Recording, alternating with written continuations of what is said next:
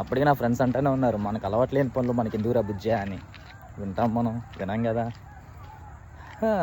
ఈ సంక్రాంతి పండుగ మనకి కొత్త అల్లుళ్ళకి బాగుంటుంది. అత్తగారింటికి వెళ్ళి చికెన్లు గారెలు, సంక్రాంతి రోజున పాయసం ఏదో ఉంటాయి కదా స్వీట్లు అవన్నీ తినొచ్చు అని చెప్పేసి చాలామంది ఎక్స్పెక్టేషన్స్ పెట్టుకుంటారు.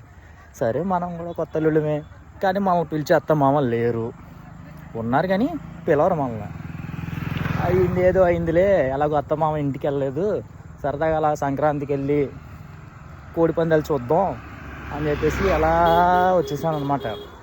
గాదరాడ లోపల ఉన్న రాజవరం ఇక్కడికి వచ్చిన పనికి కుదిరిగా చూసానా, అబ్బా అలా చూద్దాం, చేతిలో డబ్బులు ఉంటాయి కదా, ఖాళీగా చూడగలమా, పెద్ద పోటీ కల్లా వెళ్ళాం.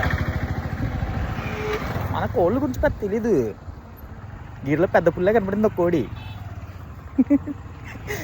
గిరిలో పెద్ద పుల్ల కోడి కనపడగానే ఇంకేముంది, పటక్కమని వేస్తాం అనమాట. 2 దెబ్బలు కోడి పెట్ట కింద పడుకుంది, మనం ఇట్ట బయట వీడియోలు చేసుకుంటే తిరుగుతున్నాం అనమాట. అత్తమామ మీరు చేసిన పనికి డబ్బులు బొక్క నాకు. అదే మీరు శుభ్రంగా ఇంటికి పిలిచి ఏ గారిలో బూరిలో పెట్టేసి ఉంటే ఎంచక్క తినేసి హ్యాపీగా నీ కూతురుతో మనోడితో ఆడుకుంటే ఇంటి దగ్గర ఉంటుంది కదా, డబ్బులు బొక్క లేకుండా ఉండేవి. సర్లే ఇంకా మొత్తం మీద డబ్బులు పోయిన తర్వాత మనం అక్కడేం పేకాలి, ఇంకా దోలకిపోయి వేస్ట్ చేత ఉన్న డబ్బులు చార్జీ డబ్బులు కూడా అవదింకుంటామని భయం వేసి అలా బయటకు వచ్చి కోడి పందాలు బయట అడ్లు బయట ఉన్నాం అనమాట. సర్లే తిరిగాం, ఇంకేముందరు అబ్బాయి సాయంత్రం అయిపోయింది బయలుదేరిపోతామా అంటే అది ఎలా కుదురుద్ది, అది ముయ్యాలి, మనం బయలుదేరాలి.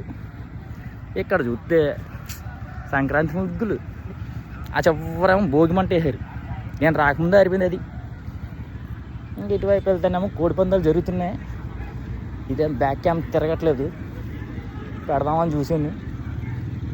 సరే కెమెరా లుక్ వేసేది అలాగా తిప్పేస్తాను.